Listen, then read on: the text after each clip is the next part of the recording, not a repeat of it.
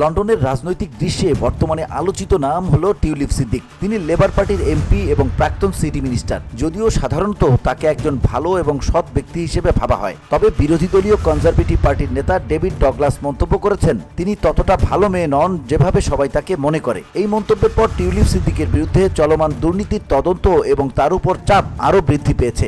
রোববার ব্রিটিশ সংবাদ মাধ্যম ডেইলি মেইলের এক প্রতিবেদন থেকে এ তথ্য জানা যায়।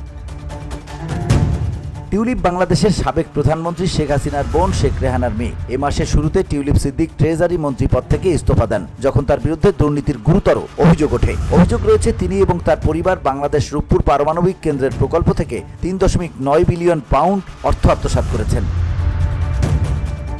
এরপরেই দেশটির বিরোধী দল টিউলিপ সিদ্দিকের বিরুদ্ধে এক ক্যাম্পেইন শুরু করেছে। তারা দাবি করছে টিউলিপ সিদ্দিক যেন হ্যাম্পস্টেড ও হাইগেট আসনের এমপি পদও ছেড়ে দেন। এই দাবিতে পিটিশনও চালু করা হয়েছে এবং লিফলেট বিতরণ করা হচ্ছে, যেখানে তার বিরুদ্ধে রূপপুর পারমাণবিক বিদ্যুৎ কেন্দ্র থেকে ৩.৯ বিলিয়ন পাউন্ড আত্মসাতের অভিযোগের কথা উল্লেখ করা হচ্ছে। এদিকে টিউলিপ সিদ্দিককে নিয়ে ডেভিড ডগলাসের মন্তব্য স্পষ্ট হয়ে ওঠে। টিউলিপের বিরুদ্ধে থাকা অভিযোগগুলো অনেক গভীর এবং তার সাথে সম্পর্কিত ব্যক্তি ও ঘটনাগুলো আরও বিশদভাবে খতিয়ে দেখার প্রয়োজন। এছাড়া তার বিরুদ্ধে আরেকটি অভিযোগ রয়েছে, তা হলো তার একটি দামি ফ্ল্যাটটি তাকে উপহার দিয়েছেন এক ব্যবসায়ী যে বাংলাদেশের সাবেক প্রধানমন্ত্রী শেখ হাসিনার ঘনিষ্ঠজন। অভিযোগ উঠেছে টিউলিপ সিদ্দিক এই ফ্ল্যাট গ্রহণ করে বিশেষ সুবিধা পেয়েছেন এবং তিনি এ তথ্য গোপন করেছেন। এই অভিযোগের পর তাকে ব্যাপক চাপের মুখে পদত্যাগ করতে বাধ্য করা হয়।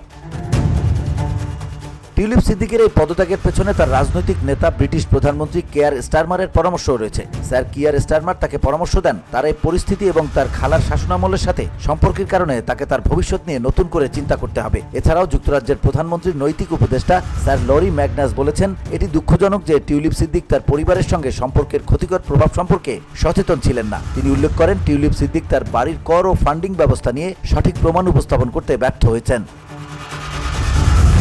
VOD Bangla news desk.